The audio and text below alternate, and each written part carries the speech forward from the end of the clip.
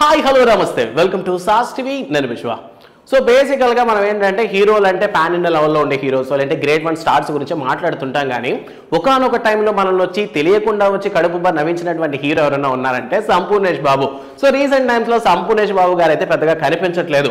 So ఓవరాల్గా సంపూర్ణేష్ బాబు గారు రీసెంట్గా ఒక ఇంటర్వ్యూలో మాట్లాడుతూ జూనియర్ ఎన్టీఆర్ గారు నాకు ఒకసారి ఒక సజెషన్ ఇచ్చారు, ఆ సజెషన్ తీసుకొని ఉండుంటే ఇప్పుడు నా పొజిషన్ ఇలా ఉండేది కాదని చెప్పారు.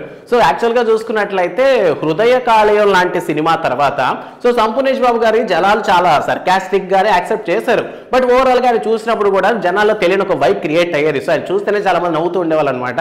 సో ఆఫ్టర్ హృదయ కాలం తర్వాత కరెంట్ తీగ లాంటి సినిమాలు కూడా చేశారు. ఆయన దాని తర్వాత కొబ్బరి మట్ట చేశారు, మార్టిన్ లూథర్ కింగ్ చేశారు.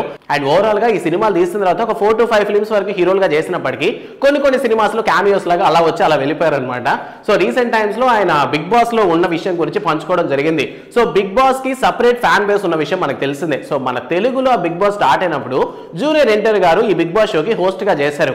అండ్ అప్పుడు సంపూర్ణేష్ బాబు గారు హౌస్ లో జస్ట్ 9 days మాత్రమే ఉండి నేను ఇక ఉండలేనని చెప్పి వెళ్ళిపోవడం జరిగింది. సో ఆ టైంలో తారక్ అన్న పిలిచి సంపూర్ణేష్ బాబు గారు చెప్పారంట, సో ఈ హౌస్ లో ఉండండి, కొద్ది రోజులు ఉండండి, ఓపికగా ఉండండి, మీకు మంచి ఛాన్సెస్ వస్తాయి, సో ఎక్కడికి వెళ్ళిపోద్దని చెప్తే లేదు నేను ఉండలేకపోతున్నాను, నాకు ఊపిరి ఆడట్లేదు, ఆ ఇంట్లో వేసి బంధించినట్టు అనిపిస్తుంది అని చెప్పి సో ఆ టైంలో తారక్ అన్న లాంటి వారు చెబితే కూడా వినకుండా బయటకు వచ్చేసాను నేను.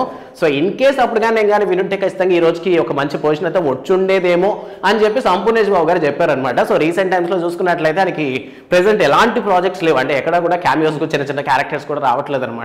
సో ఓవరాల్ గా ఆయన పర్సనల్ లైఫ్ చాలా ప్రశాంతంగా ఉందని అండ్ ప్రెసెంట్ అయిన పల్లె వాతావరణానికి బాగా అలవాటు పడిపోయిందని చెప్తున్నారు. సో ఓవరాల్ గా నేనైతే ఎన్టీఆర్ గారి మాట వినకపోవడం ప్రెసెంట్ నా కెరియర్ని కాస్త దెబ్బతీసిందని చెప్పి సంపూర్ణేష్ బాబు గారు ఒక ఇంటర్వ్యూలో చెప్పుకోవడం జరిగింది.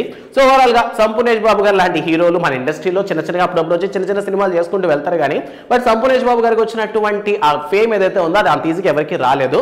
సో ఓవరాల్ గా సంపూర్ణేష్ బాబు గారి మీద మీ ఒపీనియన్ ఏంటి? అండ్ ఇప్పటి వరకు మీరు ఆయన సినిమాలు చాలానే చూసే ఉండొచ్చు. సో వాటిలో మీకు బాగా నచ్చినటువంటి సినిమా ఏంటన్న విషయాన్ని కామెంట్ సెక్షన్ లో మాతో పంచుకోండి. అండ్ ఈ అప్డేట్ మీద మీ ఒపీనియన్ కూడా కామెంట్ సెక్షన్ లో మాతో షేర్ చేసుకోండి. అండ్ వీడియో వస్తే లైక్ చేయండి. And don't forget to subscribe sauce TV. Thanks for watching.